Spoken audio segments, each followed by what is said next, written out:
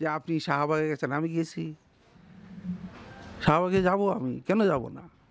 রসুল সাল্লাল্লাহু আলাইহি সাল্লাম শাহবাগের এরা তো আর কাফের হয়ে যায় নাই। ভালো হয়ে যাও মাসুদ, ভালো হয়ে যাও, তোমাকে আমি অনেক সময় দিয়েছি, তুমি ভালো হয়ে যাও। মাসুদ তুমি এখানে এসে আবার কি পুরনো খেলা শুরু করছো? তুমি কি কোনোদিনও ভালো হবে না? কাদের মোল্লারে শাস্তি নিয়ে তারা কি হলো, আন্দোলনটা শরীক হলো। আর আপনাদেরকে বললাম যে জামাত ইসলামী আবুল আলা মওদুদীকে তৈরি করছিল কে? ইংরেজে। এর মতন ইসলামের ক্ষতি আর কারোর দ্বারা হয়নি। এর মতন জামাত ইসলামের মতন আমাদের স্বাধীনতার বিরোধিতা আর কারোর দ্বারা হয়নি। তো স্বাধীনতা বিরোধী শক্তির, আর আমি একজন মুক্তিযোদ্ধা, স্বাধীনতা বিরোধী শক্তিরা একত্রিত হয়েছে, বিরুদ্ধে হয়েছে, এখানে আমি যাবো না তো কে যাবে এখানে? এটা তো আমার যাওয়াটাই জরুরি ছিল।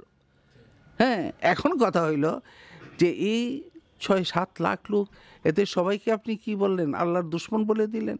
তার কি সবাই ব্লগার ছিল? ব্লগারের মধ্যে কিছু সংখ্যক ছিল ব্লগ, এবং এরাও যে ব্লগের মধ্যে রসুল সাল্লাল্লাহু আলাইহি ইসলামের বিরুদ্ধে লেখছে, এটা প্রকাশ পাইল রাজীবের হত্যা পরে। রাজীব হত্যার আগে তো প্রকাশ পায়নি।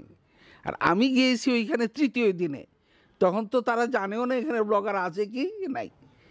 হ্যাঁ, আমার উপরে প্রশ্ন করতে পারতেন যদি আমি জানতাম যে এখানে রসুলের দুশমন আছে, এরপরে আমি গেছি গিয়ে তাদেরকে সমর্থন করছি। তাদেরকে তো সমর্থন করিনি, আমি তো সমর্থন করেছি পরিষ্কার জামাত ইসলামের বিরুদ্ধে যে তাদের এই যে যুদ্ধাপরাধীদের বিরুদ্ধে যে তাদের আন্দোলনটা, এটাকে আমি কী করছি?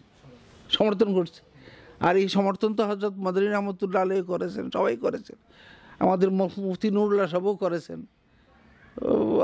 মুফাসসির সাহেবও করেছেন। তাহলে এটা আমার একলা দোষ হইল কী করে? কথা বুঝতে পারলেন? হ্যাঁ, ওইখানে 10 দিন পরে রাজীব হত্যার পরে জানা গেল যে এখানে কে আছে, কিছু ব্লগার আছে।